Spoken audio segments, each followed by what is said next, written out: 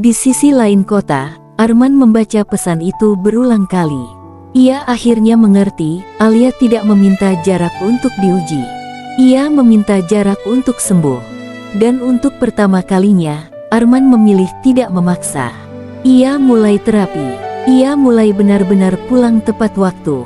Ia mulai belajar mendengarkan, bahkan saat tidak ada yang berbicara. Bukan demi Alia, tapi demi dirinya sendiri. Suatu akhir pekan, mereka bertiga pergi ke taman bermain. Bukan sebagai pasangan, bukan juga sebagai keluarga sempurna. Hanya sebagai orang tua yang sama-sama mencintai satu anak. Raka tertawa lepas, berlari di antara mereka. Alia dan Arman duduk di bangku yang sama, dengan jarak kecil di antara mereka. Tidak canggung, tidak juga intim. Aku senang melihat kamu baik-baik saja, kata Arman pelan. Alia tersenyum. Aku juga. Itu bukan janji, bukan undangan, hanya pengakuan jujur. Saat matahari mulai turun, Raka duduk di antara mereka, menggenggam tangan Alia dan Arman bersamaan. Mereka saling pandang, tidak ada kata-kata. Namun di dalam keheningan itu, ada pemahaman yang baru, bahwa keluarga tidak selalu berbentuk seperti dulu, bahwa cinta tidak selalu harus kembali seperti semula, dan bahwa terkadang, bertahan berarti berubah, bukan mengulang. Malam itu, Alia menatap bayangannya di cermin. Ia tersenyum kecil. Ia tidak tahu apakah ia akan kembali pada Arman. Ia juga tidak tahu apakah hidup akan mempertemukan mereka lagi sebagai pasangan. Namun satu hal ia yakini, apapun yang terjadi nanti, ia tidak akan kembali sebagai perempuan yang sama. Ia telah memilih dirinya, dan dari pilihan itu, segalanya akan tumbuh dengan cara yang lebih jujur. Tidak semua cerita cinta berakhir dengan kembali bersama. Sebagian berakhir dengan pemahaman bahwa mencintai tidak selalu berarti memiliki, dan memaafkan tidak selalu berarti kembali. Alia memahami itu pada suatu pagi yang sederhana. Ia berdiri di dapur, menyiapkan bekal Raka. Matahari masuk melalui jendela, hangat, tenang. Tidak ada rasa berat di dadanya. Tidak ada pertanyaan yang menuntut jawaban. Ia baik-baik saja. Dan itu adalah hal yang dulu tidak pernah ia bayangkan. Hari itu adalah hari yang sudah mereka sepakati. Hari ketika Alia dan Arman akan duduk bersama, bukan untuk membahas masa lalu, bukan juga untuk mengungkit luka, melainkan untuk menentukan bentuk masa depan. Bukan sebagai pasangan, sebagai orang tua. Mereka bertemu di rumah Alia. Arman datang tepat waktu. Penampilannya rapi, sederhana. Tidak ada usaha berlebihan untuk terlihat berubah. Hanya kehadiran yang tenang. Mereka duduk berhadapan di ruang tamu. Aku tidak akan memutar-mutar kata Alia lebih dulu. Aku ingin semuanya jelas. Arman mengangguk. Aku di sini untuk itu. Alia menarik napas pelan. Aku sudah memaafkan kamu, katanya. Kalimat itu jatuh lembut namun berat. Arman tertegun. Benarkah? Iya, jawab Alia. Bukan karena kamu pantas atau tidak pantas, tapi karena aku tidak ingin membawa luka ini ke sisa hidupku. Air mata memenuhi mata Arman. Terima kasih, katanya lirih. Tapi memaafkan tidak sama dengan kembali, lanjut Alia tenang. Kalimat itu seperti garis yang ditarik jelas di antara mereka. Arman mengangguk pelan. Aku tahu. Dan kali ini, ia benar-benar tahu. Aku tidak marah lagi, Alia melanjutkan. Aku tidak ingin membuktikan apapun. Aku hanya ingin hidup dengan jujur pada diriku sendiri. Arman menatapnya lama. Aku bangga sama kamu, katanya. Alia tersenyum kecil. Aku juga. Untuk pertama kalinya, pujian itu tidak terasa pahit. Mereka membicarakan Raka, tentang sekolah, tentang jadwal, tentang liburan. Semua dibahas tanpa emosi yang meledak-ledak, tanpa saling menyerang, tanpa nada menyalahkan. Dewasa. Dan justru itulah yang terasa paling menyakitkan, karena mereka akhirnya bisa berbicara dengan baik saat cinta mereka sudah berubah bentuk. Sebelum pulang, Arman berdiri di ambang pintu. Alia, Katanya ragu, kalau suatu hari nanti kamu menemukan seseorang yang membuatmu bahagia. Alia menatapnya lembut. Aku harap kamu bisa benar-benar bahagia juga. Tidak ada cemburu, tidak ada kepemilikan, hanya harapan tulus. Arman mengangguk. Terima kasih, sudah pernah menjadi rumah.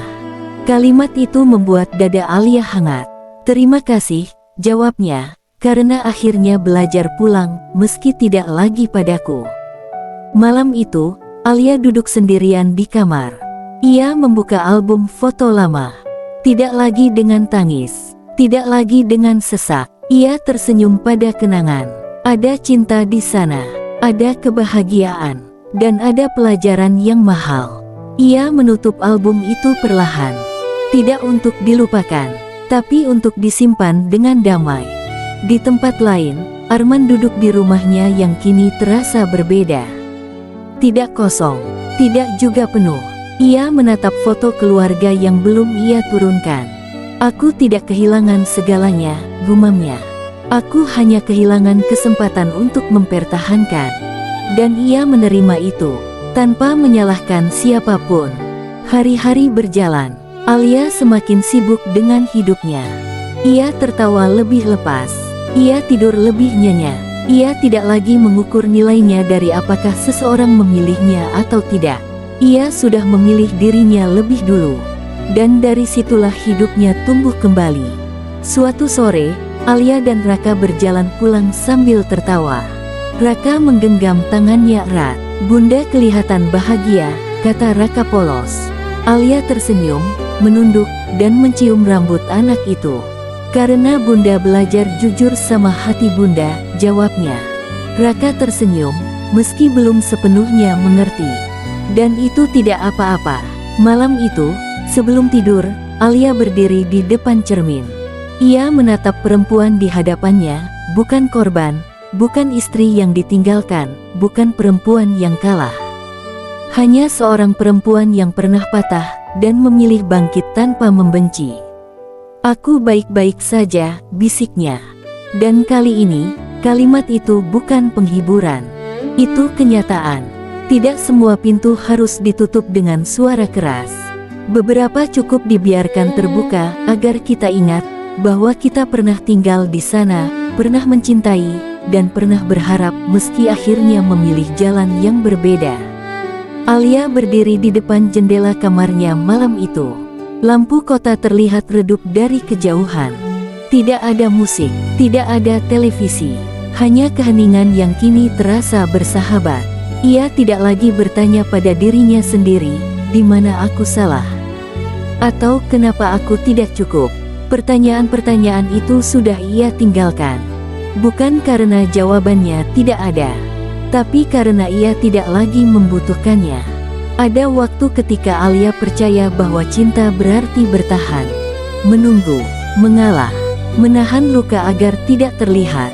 Ia pernah berpikir bahwa jika ia cukup sabar, cukup setia, cukup diam, maka segalanya akan kembali seperti semula.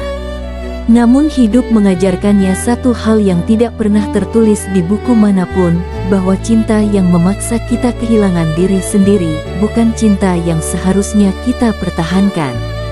Arman juga belajar caranya sendiri. Ia belajar bahwa penyesalan tidak selalu datang dengan teriakan.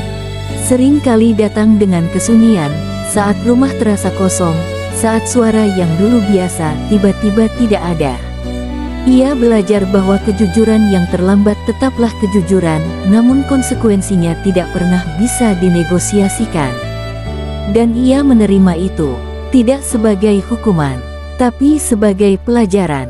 Laras, di tempatnya yang jauh, juga menulis ulang hidupnya. Tanpa peran sebagai pelarian, tanpa posisi sebagai bayangan. Ia belajar bahwa menjadi kuat bukan berarti tidak membutuhkan siapapun, melainkan berani mengakui ketika hati pernah salah memilih tempat bersandar. Dan itu pun bagian dari pulang. Tidak ada yang benar-benar kalah dalam cerita ini. Yang ada hanyalah manusia-manusia dewasa yang terluka, belajar, dan akhirnya memilih dengan jujur. Alia memilih dirinya. Arman memilih bertanggung jawab. Laras memilih berhenti hidup di pinggir cerita orang lain. Dan Raka, anak kecil yang menjadi pusat segalanya, tetap dikelilingi cinta, meski bentuknya berubah.